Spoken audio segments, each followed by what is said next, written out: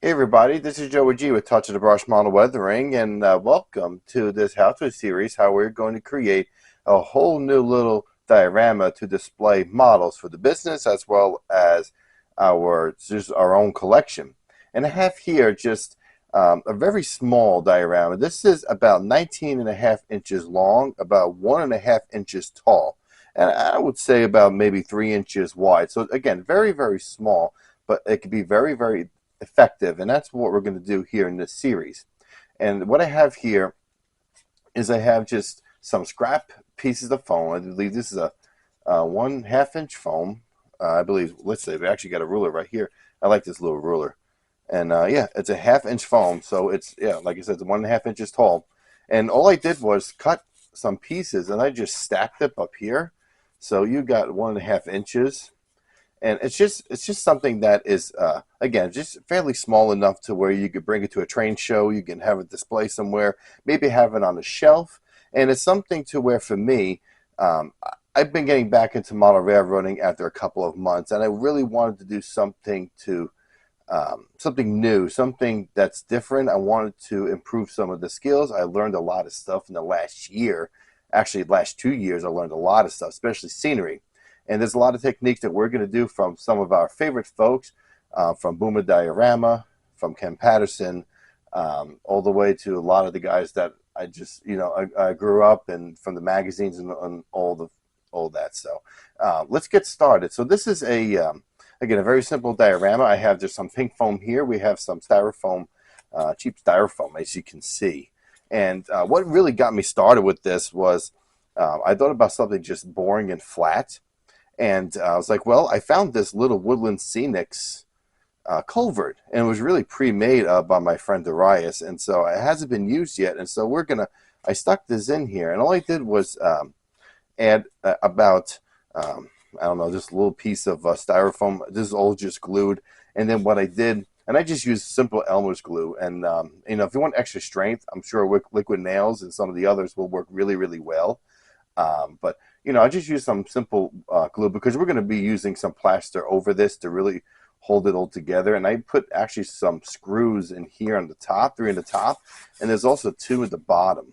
So it's pretty solid. And so we're going to be marking, because all I did was just stack this foam. Okay, what we're going to do is we're going to mark the terrain a little bit, and we're going to use this hot knife from Cool Top. And you can get this on Amazon. And I do have an Amazon store that I just recently started. And so you can find these cool tops. Has a really, really good brand. It was like $30 on Amazon. And so, yeah, I have this, and it comes with different accessories. So, yeah, let's get started.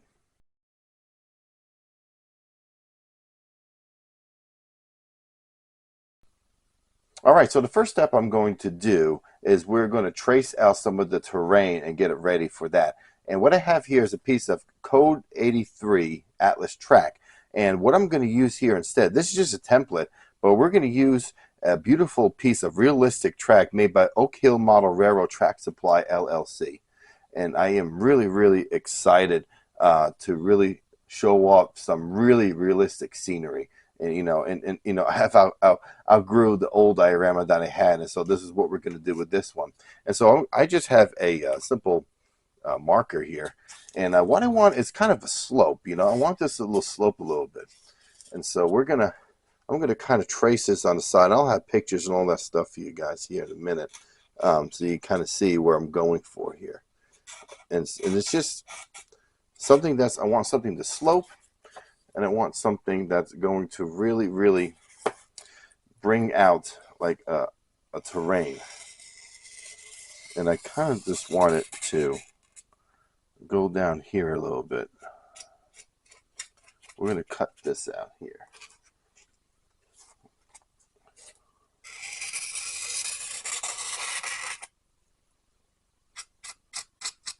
This is way too high. This will be cut down. I want this ballast, the side of the ballast, the track, to curve down a little bit. So we're going to make a line right here along the edge of this track. Just enough so I know not much place for the conducted to walk. But yeah, so you can see here, we just got some lines going on and just something to give you an idea of what's going to look like. And here are some photos of what we have done.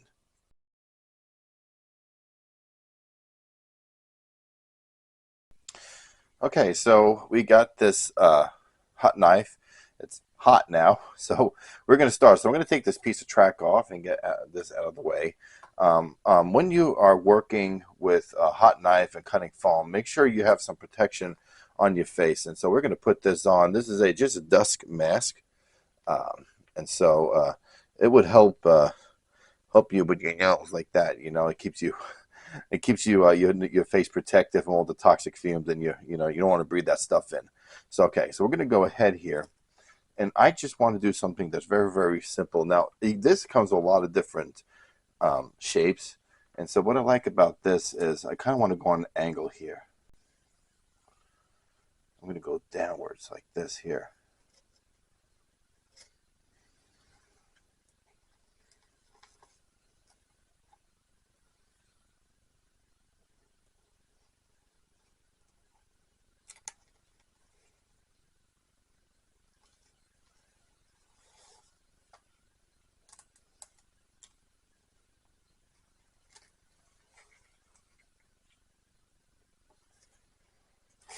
Okay, kind of on an angle.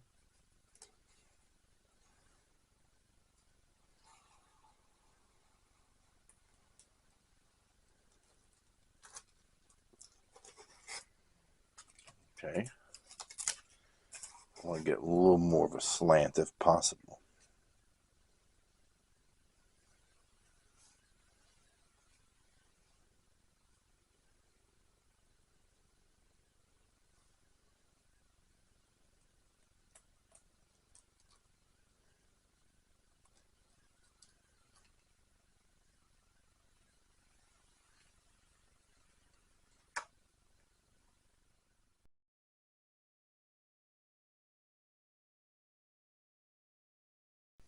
All right, so we have this thing now cut, and you can see they did a really, really nice job. And so we're going to go and use some of this dry text backling. And you have there's a bunch of different kinds you can use. This is not, you can use plastic cloth or whatever, but I like using this backling. It's not that expensive. This one takes up to maybe 5 hours to cure and dry. And so before we could do anything, we're going to have to let this dry. And so we'll let this dry overnight. So we're going to open this up. Okay. And so what I'm going to do is take some of this.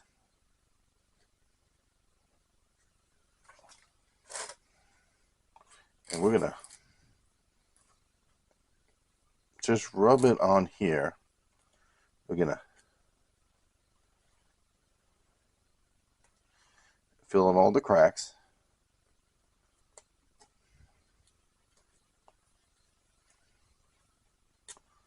And then I'm going to use a spackle, like a flat brush or paint knife just to smooth everything out. And this is not really expensive. And actually, you could get this for a few dollars. And there are a few kinds, like I said. There's some that are 30-minute drying, and this takes a while to dry, and I'm not really in a huge rush to have it dry since it's late at night anyway. So we're gonna just get this all.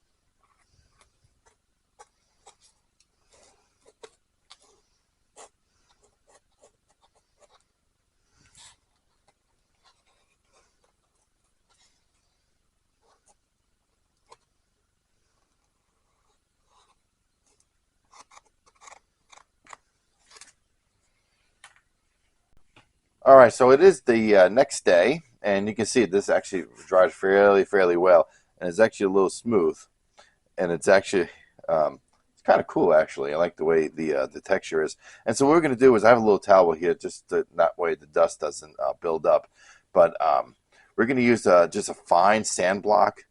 This is a 3M sand block, and it says fine on here. I don't know if it's hard to see or not, but what we're going to do is just sand this down a little bit, get it nice and smooth so we're ready for painting. So let's do that.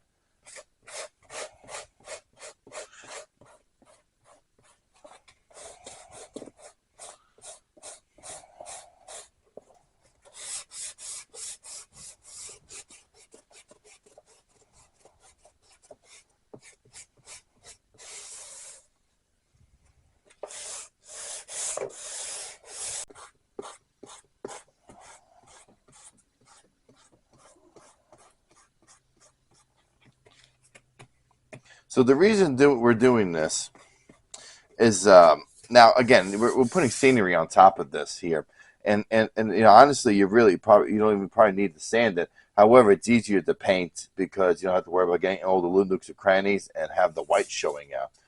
And so what I'm trying to do is just smooth out some of these edges so we have a good smooth transition. So because I'm eventually going to put some kind of fascia board over this to just complete it. I think at least that's the plan. But that's all we're going to do here.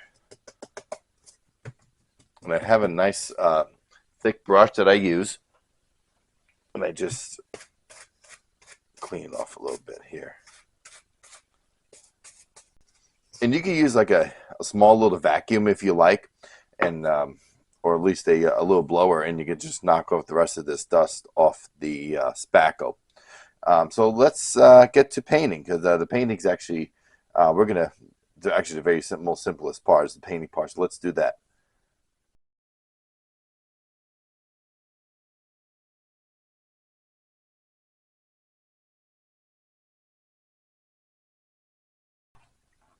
All right, so we're gonna paint this now, and what I'm using is Anita's acrylics. This is the earth brown. Right to the camera here, if you can see it. It's the earth brown, and this is a flat paint. Now, I used to get this at Hobby Lobby. I'm not sure if it's available anymore, but any brown will do. Any latex paint would do. It really acrylics and latex, they really soak into that foam. And again, we're going to be layering the heck out of this with scenery, so I'm not really truly worried about it too much. So we're going to take some paint, got just a cheap brush, and we're just going to go over this thing and paint it. It may take a couple of coats to do, and I'm putting it on pretty thick. And again, this is just the undertone, because we're going to be adding scenery to this, so it's not like the coloring and the amount has to be perfect.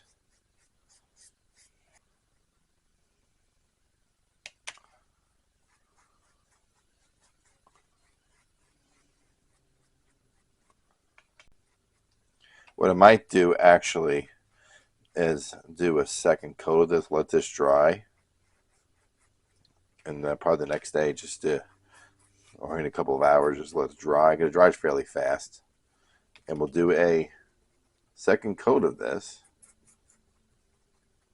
But that will be for the next part, because in part 2, we're going to start doing the background scenery, which I am really excited to start. And that'll give me some time to gather up all my materials. A lot of the stuff right now is away in storage. And so I have a whole bin of stuff that I'm planning on looking through and seeing what we can use here.